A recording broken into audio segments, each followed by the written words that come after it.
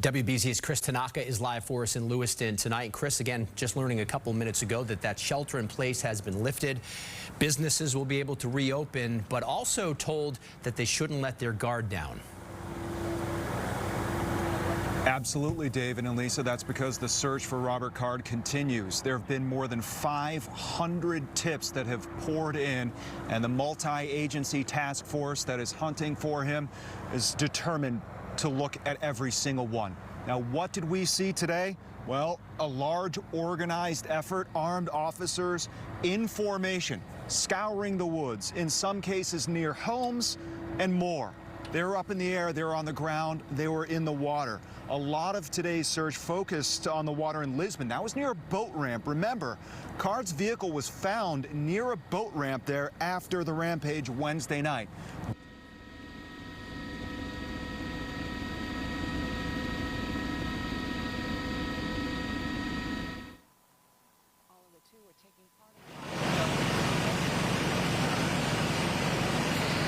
This is an extensive investigation happening here. As you just heard from Chris, multiple agencies involved. The newest development is that this shelter-in-place order was rescinded, which means for the first time since this has happened, the community of Lewiston will be able to physically gather together, something that typically happens much sooner in awful circumstances like this. Now, there is exceptions to this. Here in Maine, hunting season starts in 2 days. That will not be allowed to happen in the counties where people are being affected by this search. Now, despite the shelter-in-place order being lifted, this search continues, and as Chris mentioned, some of that search happening in the Androscoggin River, which is right behind us here in Lisbon, Maine.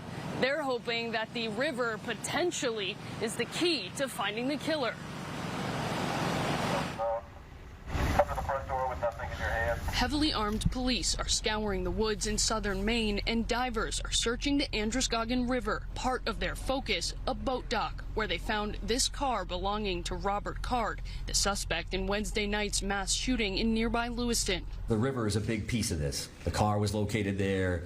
Evidence is located in the vehicle or right there along the shores of the Androscoggin River. A law enforcement source tells CBS News the evidence includes a firearm that Card legally purchased. Law enforcement sources say he had access to numerous other guns, and they're tracing each shell casing found at the scenes. Police say Card opened fire inside a bowling alley and restaurant using a semi-automatic assault rifle with an extended magazine and a scope. Police say Card is armed and dangerous and have since expanded the order for families to lock themselves in their homes. That order now includes tens of thousands of people in this county and the county north of here. Last night, SWAT teams, K-9 units, and helicopters searched Card's hometown of Bowdoin, focusing on one home in particular. Law enforcement sources tell the Associated Press they found a suicide note and Card's cell phone.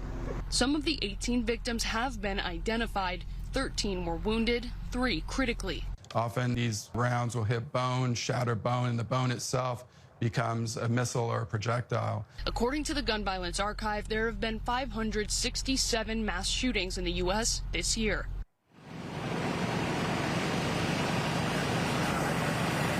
Now, again, the newest information, those shelter-in-place orders have been lifted, though hunting will not be permitted in 2 days. As far as the investigation, right now it's not just law enforcement officials, but the local power company involved as well. The power company runs 2 dams on the Androscoggin River. Those dams have been tightened or lowered, and that is because in doing that, it slows down the river's current, allowing the search team to find any potential leads. Back to you. Yeah, coordinated effort here to try to find this man. Laura, the public has been inside in these communities for almost 48 hours. Now the shelter in place is lifted. But how have people been helping in this investigation? Well, police, and I mean this in a positive way, are overwhelmed with the help they're getting from the community. At this morning's press conference, they said they've gotten more than 500 tips and interviewed 70 witnesses. So they obviously have a lot of information to sort through, and they are asking the public to keep the tips flowing in. Anyone who knows anything about Robert Card, about his history, is asked to call police.